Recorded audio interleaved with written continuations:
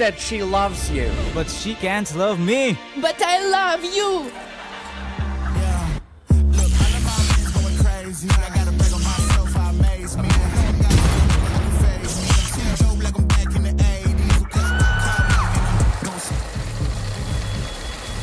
I won't play window anymore.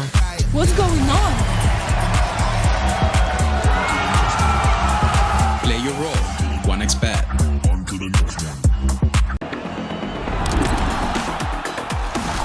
YaLLa Compass 2025 season. If anyone peeks through, they're both dead. They're both dead in the smoke! Bomb drops, popped up behind it at the edge of...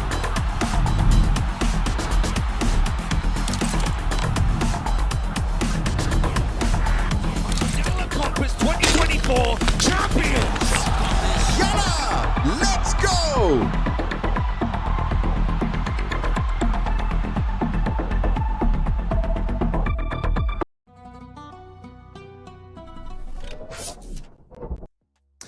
The beginning of the week, so therefore it's time to begin the next round of the Compass Swiss Stage Round 4 about to kick off. It's all winners and losers from here on out.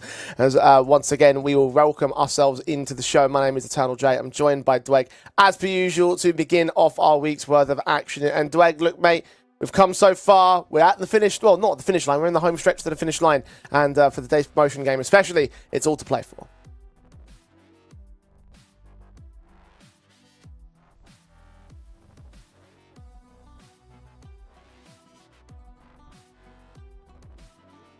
Well, listen, Dweg, at this point, obviously, it's all about the promotion game, right? Like, this is where we're all in discussion for in terms of today's best of three. Now, we're going to have a couple of best of threes, but unfortunately, Zero Tenacity had forfeited their elimination game earlier, so they're actually out at this stage. So, Eclot and Bad News Eagles is going to be the focus of today's proceedings. Eclot, of course, are ranked within the top 40, just outside of the top 30 at the moment on the VRS, and by extension, therefore, discussing them as a top-end Tier 2 squad. But the question is, will they actually maintain themselves against Bad News Eagles squad, who can look exciting, can look like a respectable team. However, as we know, they've been through a bit of a ringer in terms of their previous history under the guild side. For Bad News Eagles, it's a reformation roster, and certainly want to improve upon, I guess, the sour taste that has been left in the mouths of many people, I guess you could say, in certain capacities. But to start off discussing the Eclot side above all else to kick things off. Look,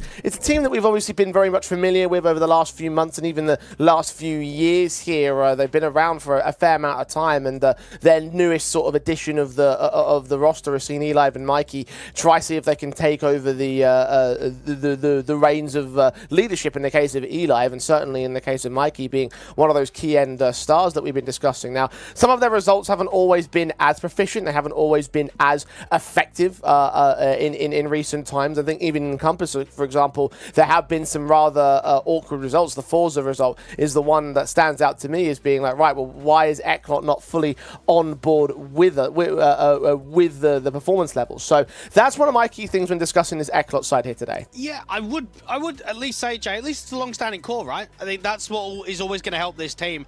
Anytime you've made some drastic changes, whether it be a new star player, whether it be a new in-game leader, you look for stability with the roster itself. And going back to the ranking discussion, Eclot have got to be really satisfied with where they are in World Counter-Strike right now. I think they're hanging in Tier 2. They're maybe not the deepest of threats at that higher end, but... Like this, however, I know, Dwayne, that you've sort of been discussing some overinflated ranks of certain teams in VRS. Like, that applies towards Eclot? I think very much so. They haven't had the best of results, but they have had 2 back-to-back grand finals, which probably does help. The 500 Christmas Cup that they played in, the European Pro League, they were able to get to grand finals versus Gun5 and Aurora.